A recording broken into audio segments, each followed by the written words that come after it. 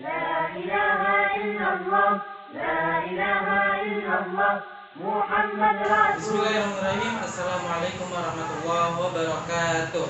Apa kabarnya anak-anak solih-solihah? Semoga tetap sehat ya. Untuk hari ini kembali lagi kepada mata pelajaran fikih kelas 2. Jadi hari ini kita akan membahas mengenai apa saja posisi imam dan makmum. Nah, jadi seperti yang kita ketahui bahwasanya ada beberapa posisi antara imam dan makmum. Ada yang di depan imamnya, makmumnya ada yang di belakang, kemudian ada yang di samping imam, kemudian bagaimana jika imamnya laki-laki, ada anak laki-laki kecil, kemudian ada perempuannya juga, itu bagaimana. Nah, untuk hari ini kita akan menjelaskan mengenai hal tersebut, yaitu posisi imam dan makmum. Nah, bagaimana posisinya tersebut? Nah, yuk kita bahas berikut ini. Baik, kita akan bahas mengenai posisi yang pertama. Nah, posisi yang pertama, bagaimana caranya jika ada imam dan hanya satu makmum. Makmumnya itu laki-laki. Jadi imam laki-laki dengan makmum satu laki-laki. Jadi posisinya seperti ini. Jadi untuk posisi ketika ada dua jamaah yang sama jenis kelaminnya antara laki-laki dan laki-laki, maka posisi imam berada di sebelah kiri.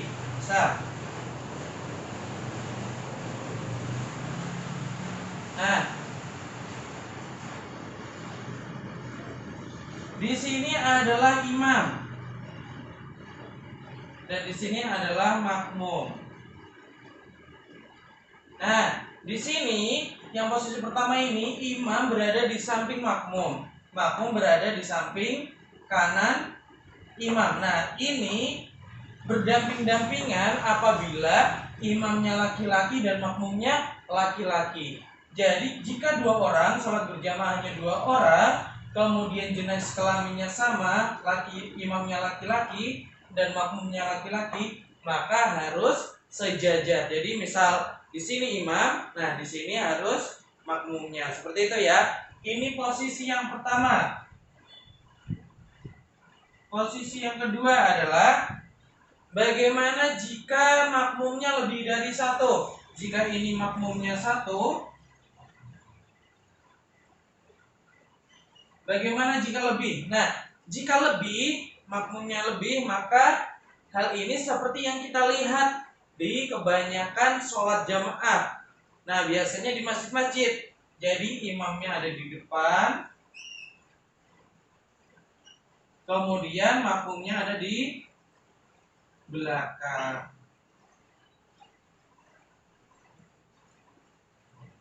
Nah, jadi seperti ini ya.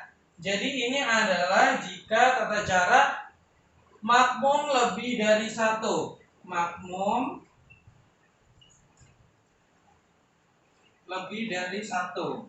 Oke. Nah, jadi tata caranya seperti ini. Jika makmumnya satu berjenis kelamin sama dengan imam, maka makmum berada di sebelah kanan imam. Dan apabila makmum lebih dari satu, maka semua jamaah, semua makmum berada di belakang imam. Kemudian di sini adalah posisi imam ketika ada jamaah laki-laki dan perempuan.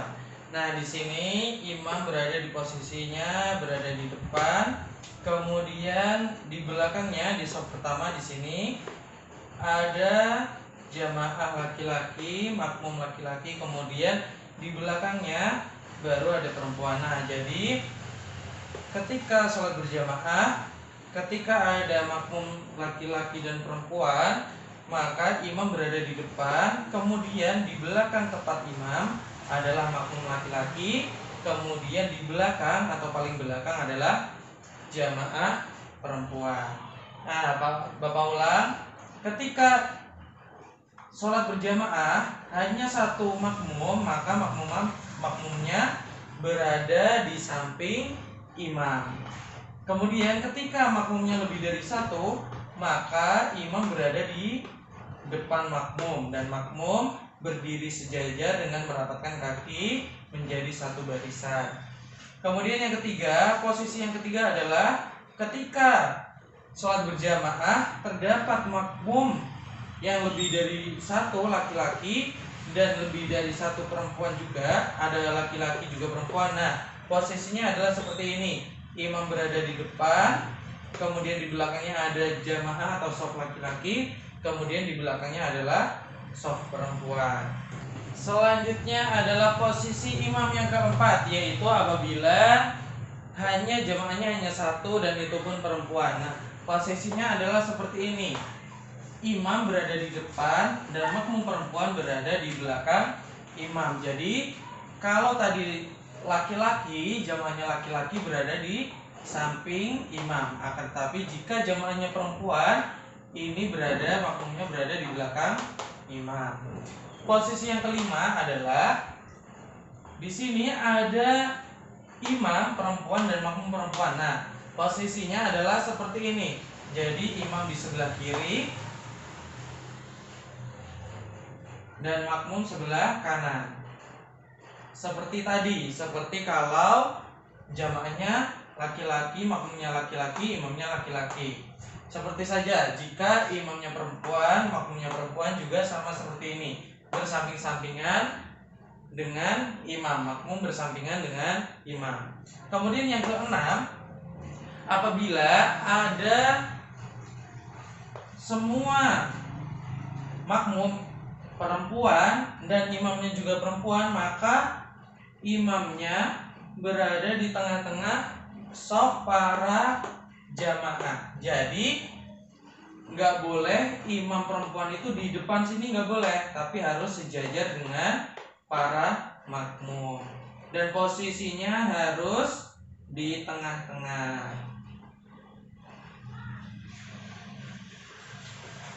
Nah, jadi seperti ini ya. Jadi ini jika makmumnya perempuan, maka makmum berada di belakang imam. Apabila imam perempuan dan makmum juga perempuan, maka bersamping-sampingan, kanan dan kiri. Bagian kiri untuk imam dan kanan untuk makmum. Apabila jamaah lebih dari satu, maka imam berada di tengah-tengah, para makmum perempuan, gak boleh di depan. Oke, posisi imam yang keenam adalah apabila di dalam jamaahnya di sini ada laki-laki dewasa, anak-anak kecil laki-laki dan perempuan, maka urutannya seperti ini. Imam berada di depan, kemudian di shaf awal berisi laki-laki dewasa, kemudian di belakangnya baru anak laki-laki, dan yang belakangnya adalah perempuan. Nah, jadi di sini harus sesuai urutannya. Ini disunahkan untuk seperti ini. Jika baris pertama, shaf pertama ini untuk laki-laki dewasa sudah penuh dan ada jamaah anak kecil laki-laki, nah maka shafnya berada di belakang shaf laki-laki dewasa. Kemudian di sini di belakangnya apabila ada jamaah perempuan, maka berada di posisi belakang shaf anak kecil. Nah, gini ya.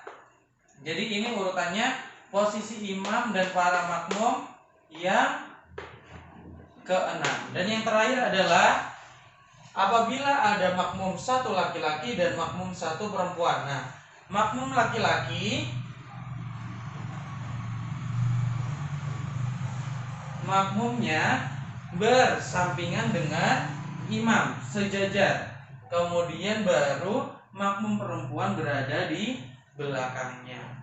Nah, jadi itulah 7 posisi imam dan para makmum yang kita pelajari pada hari ini. Nah, mungkin hanya sekian pertemuan hari ini. Semoga bermanfaat. Apabila ada kurangnya, mohon maaf.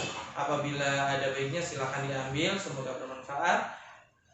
Alhamdulillahirrabbilalamin. Subhanaka Allahumma wa bihamdika asyhadu an la ilaha illa anta astaghfiruka wa atubu ilaik. Sampai bertemu di pertemuan selanjutnya. Wassalamualaikum warahmatullahi wabarakatuh. I is for Allah, nothing but Allah. Ba is the beginning of Bismillah. Ta is for taqwa, bewaring of Allah.